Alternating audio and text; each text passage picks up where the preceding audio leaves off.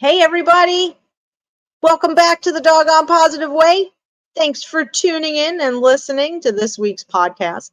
We are continuing our conversation about future proofing our puppies. And before we get into it, can you please like, share, and subscribe to my channel and my podcast? And you could download a podcast. It really helps me. It helps get the information out to people who really need to have this information about their dogs and puppies and how to prevent problems. So, like I said, we're talking about puppies and how to get them ready for the future. And one of the things I wanted to talk to you about is, and you don't think maybe this is a problem that's going to happen because your puppy's going to get older, but let's talk about mouthing. Your puppies are like alligators, their jaws, they are needles in their mouths and razor blades in their mouths, and you're bleeding because your puppy is just coming at you, coming at you, coming at you. Now, hopefully, your puppy learned some things and was able to stay with mom for a while, like maybe 3 months, and the siblings where they kind of practice on each other during play. The mom will do corrections on the dogs, on the puppies if they bite too hard. Another puppy might yelp, and that puppy who bit too hard might back up. Not always, but sometimes they do. And that's a really great lesson that is really difficult for us as humans to duplicate, correcting the biting puppy. So then, well, what the heck are we supposed to do? Now, some trainers have recommended that you yelp like a puppy would, and I haven't seen that work. So you can try it. I'm not saying don't try it. I just haven't seen it work. I haven't really recommended it, but people who have told me about it and told me that they did it, they said it didn't work. I've also had people tell me that they actually bit their puppy on the ear. Don't bite your puppy. You're not a dog. Don't do that. You're not going to correct them. Here's the thing. So when a mom dog is correcting the puppy, they do a mouth muzzle grab on the with their mouth, very gentle. It's very quick. It's very fair. It's not meant to hurt them, but it's a correction. And that is something that we definitely can't duplicate. They don't bite their ears. They don't nibble at them. But they do correct them in that way. And like I said, it's very fast, very, very quick, on point. Like the timing is incredible. And I will tell you that what we can do as humans is don't engage with them in that way. And you say, well, Maria, how am I not going to engage with them? The puppy is hanging off of my pants as I walk through the living room, and they're hurting me, or they're just biting my ankles as I go by, or I go to pet them and their jaws. What am I supposed to do? So this is what I want you to do. When you're walking, especially if you have jeans, and I kind of recommend that when you first get a puppy to wear long pants because of them just having those really sharp teeth, and also what they're going to do with those sharp teeth. And you're moving, so they're like, hey, let's go chase the legs, and they jump up and they nail you. So if you have jeans or like a thick material kind of pants on, you can kind of protect your skin a little bit, and maybe a lot. And by doing that, you don't react and you continue to walk and progress. When the puppy's still going to hang on to you, I'm telling you this. I know this from experience from my doggy daycare. When we have puppies in, you're walking through the room and they're like, boom, boom, and they're on you. But I just ignore them and you just keep going and they fall off. And then I don't mean fall down, but I meant, they just kind of go away from the biting action because they're not getting any reinforcement. I'm not yelling at them. I'm not talking to them. I'm not even looking at them. Okay. So by not doing any of those things, they're not getting reinforcement. So they're not really getting anything out of it. So they let go. And as soon as they let go, then they get reinforcement. Then I give them a treat. And typically, depending on the drive of the dog, I will just drop the treat in front of them. Sometimes if you go to hand it to them, they're going to just be like jaws again. So try and avoid that, uh, and just drop the treat in front of them. If you have a clicker, you can definitely click and reward and capture them releasing and letting go of your pant leg. Now, the other thing that people get into trouble with when they're playing with their dog, or not even, like I said, if you go to pet your puppy and you just put your hand over their head, they're, again, piranhas, and they jump up. And so in the play session, at that particular point, there's a couple things you can do. Always like to redirect a dog, a puppy, an adult dog, anything, to just get them focused on something else. So with a puppy especially, redirect them to a toy like a puppy Kong. They're blue or pink, like a swirl. They're very soft rubber that they make for puppies so they don't, mess up their puppy teeth. And you can, before you start playing with them, squirt a little bit of Cheese Whiz in the Kong, or put a little peanut butter in there. So when you're redirecting to a Kong toy instead of your hands, they are more apt to go to something that already has some food in it. And that's really awesome to do. And then you're not getting into like a power struggle with how to get your puppy to stop their mouthing. They mouth because they're teething, and their puppy teeth are, they're kind of getting ready to fall out. It depends on when you got your puppy. Also, if you got your puppy at 8 weeks old, those things are, man, they're just really coming in and getting ready to fall out around 3.5, 4 months of age. Actually 4.5 months of age, they start losing those puppy teeth, sometimes earlier. And all they want to do is just chew to get that discomfort. I mean, their mouths are sore, their gums are sore, they're bleeding. So that is why all of this is happening. So you really want to make sure that you're providing things for them that are appropriate for them to chew on. Now, what I like to also do with a Kong toy, especially for a puppy, is freeze whatever the filling is. It could be yogurt, it could be peanut butter. When you use peanut butter, use the natural one.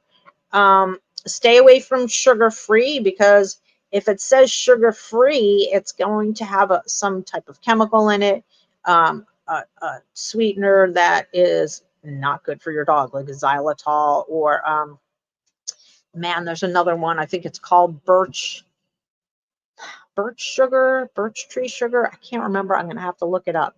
But that is toxic to animals. So I like to get the all natural one. Smucker's makes it, and the oil is at the top, and it's kind of a pain in the neck.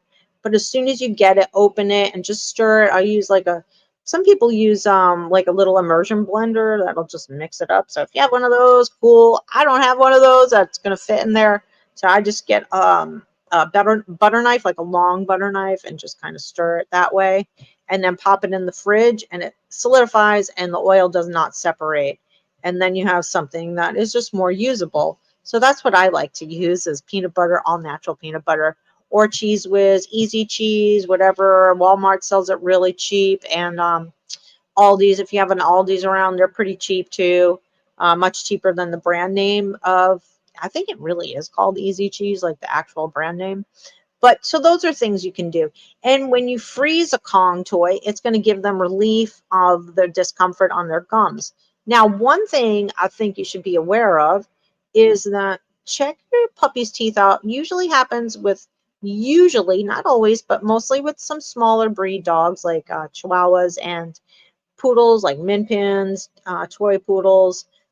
Sometimes they have an extra canine coming in, so they've got double puppy teeth.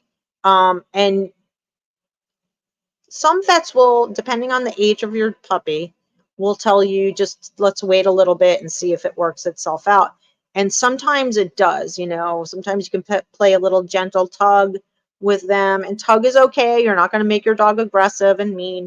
You can play a little tug with them, and just maybe it'll help loosen that up. But if you see that, like, as you're getting their adult teeth, like 4.5 months, in that period of time, if the tooth hasn't come all the way, or if you still have the double canines, and it's not always the canines, but the canines are pretty popular for it.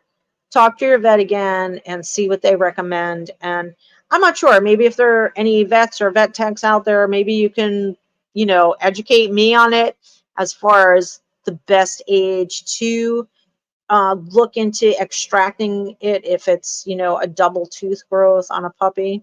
I don't know. What do you think? I would think as the adult teeth are coming in, and if the puppy tooth doesn't come out, or you've got two, that it's going to be really uncomfortable for the puppy. So I don't know. That's just me talking. You have to talk to your vet and see what they recommend. But getting back to the mouthing and redirecting, redirect them to something that's appropriate. Also, when you play with them, when you play tug with them, I like to get something like my 4-foot leather leash and attach a toy to the end of it, or they make little fishing pole things, mostly for cats, but you can do this for dogs too. And they're specific for playing with them, and they have a toy at the end of the line, or your whatchamacallit, your leash.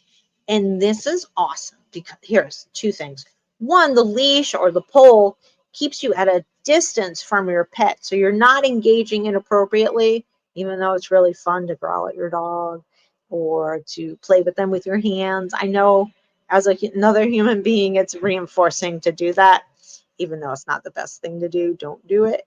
But playing with them at a distance isn't giving you the opportunity to engage with them inappropriately, but it's also not giving them the opportunity to all of a sudden let go of the toy and jump up in your face, or and not being aggressive like I'm going to rip your face off. But sometimes puppies, if you're holding them close and they're riled up, they might do a little nip nip nip, and that that hurts, man. That stuff hurts.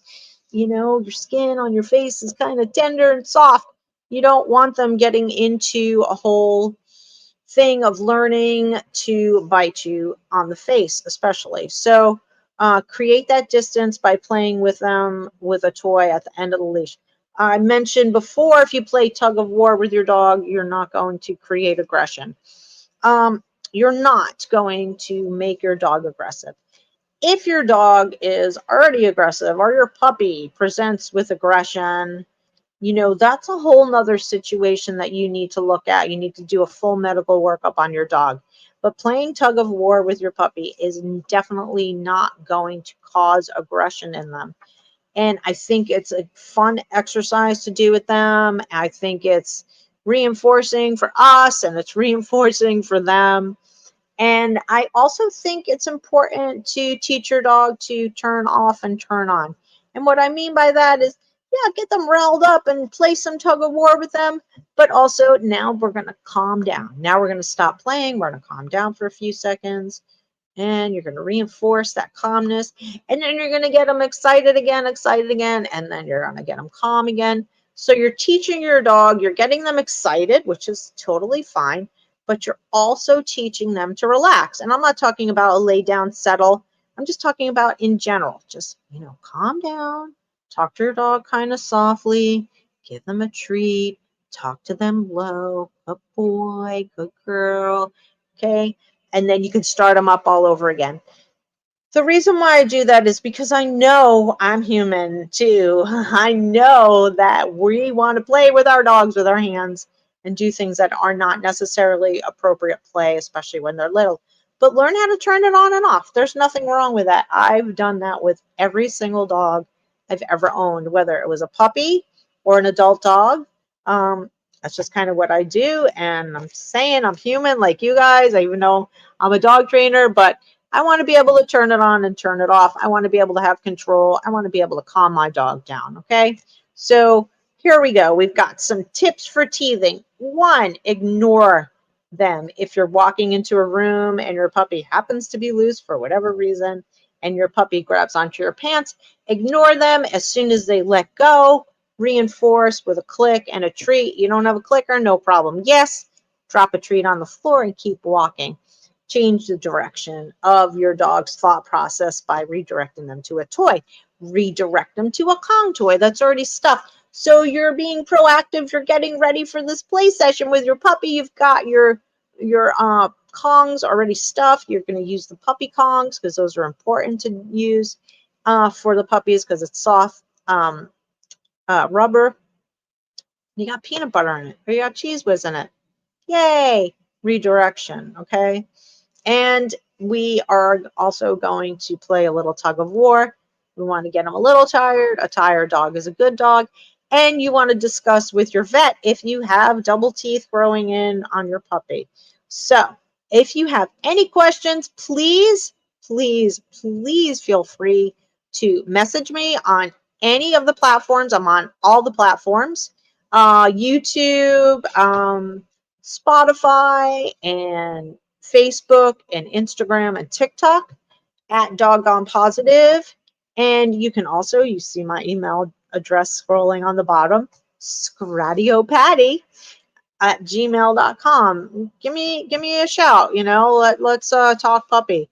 You need some information about different training techniques to get your puppy house trained or to stop the mouthing or whatever questions you have, just ask me. I'm here to help you. I want to help you guys so bad. I want to help you so much.